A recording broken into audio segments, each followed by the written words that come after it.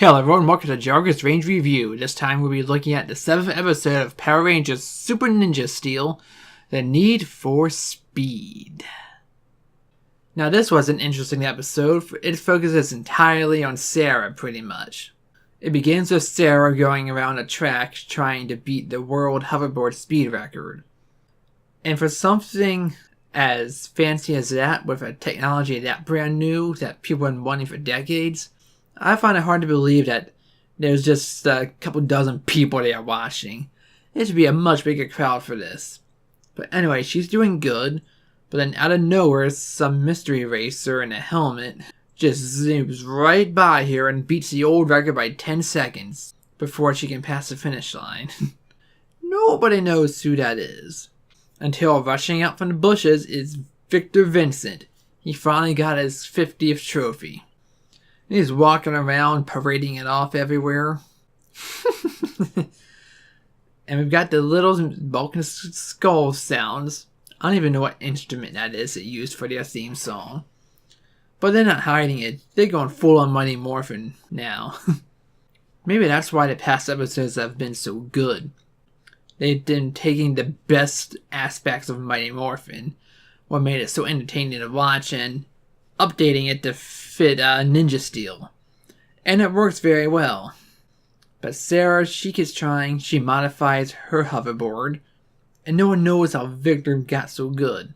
Like I said, she modifies her hoverboard and goes to try it out, but she still can't get it right. It's not stable enough to be safe for someone to ride on. And then she collides with Speedwing, our second galactic ninja.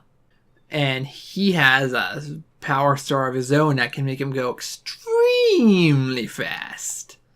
So much that the Rangers can't touch him.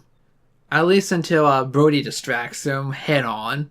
And Sarah helps just trip him up. And I mean trip, using the forest to power. And then he gets around it and his speed star flies off on the ground. Which of course they don't see at first, but Sarah picks it up, and she uses it for her hoverboard to try and power it up. And Mick sees her when she's working on it, and he says, well, isn't using monster technology? Do I think it should just be alien technology in this case? Dangerous and such? And she says she'll just be extra careful. And so she goes to break the record, and she wins.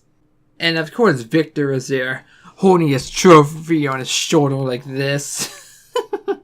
Like he's so freaking proud of it. But yeah, but that gets taken away when she breaks it. And of course he's upset. Because he still does not get his 50th trophy is why. But then Speedwing comes back and ruins the parade. And only the Rangers stay behind to fight. Though in between all that, there was an interesting scene where Speedwing was talking to Wolverine. Somehow he survived, and he's not gonna fail. So I was like, how the hell does that happen? I'm pretty sure he was destroyed at the end of the last episode. I don't know. But anyway, they get to fighting, and this time, when he tries to take the star back, Sarah blasts it. Now, I thought it was gonna be destroyed, but instead, it went flying and got lodged into Brody's helmet. And it made his legs start moving, and he could run uncontrollably at super fast speed all around the city and the mountains and the rivers. So Preston has to get on his Zord to help him out and lead him back into the fight. So the Rangers are fighting him, not really getting anywhere.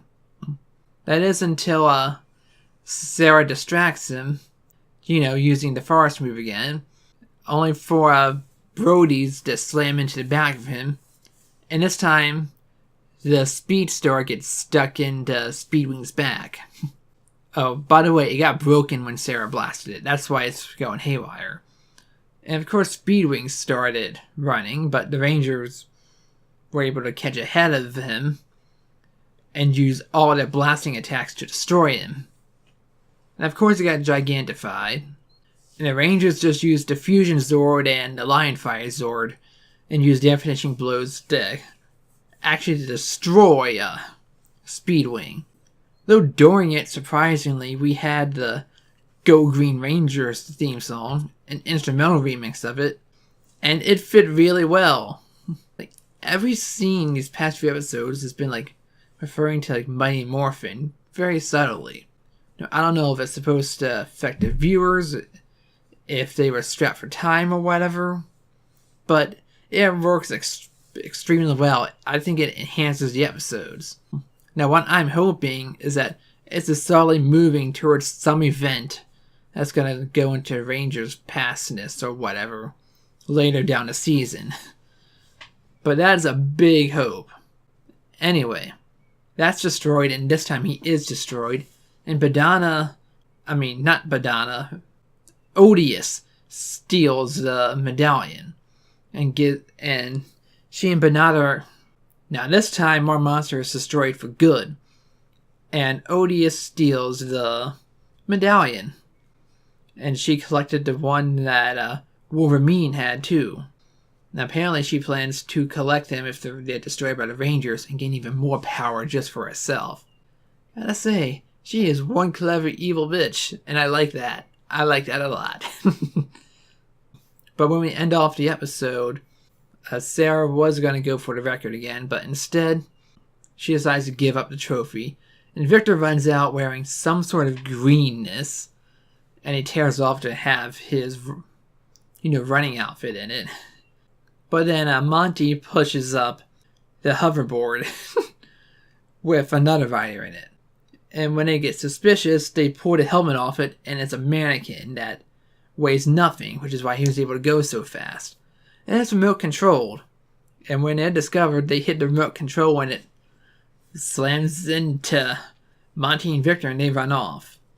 But Sarah still rejects the trophy.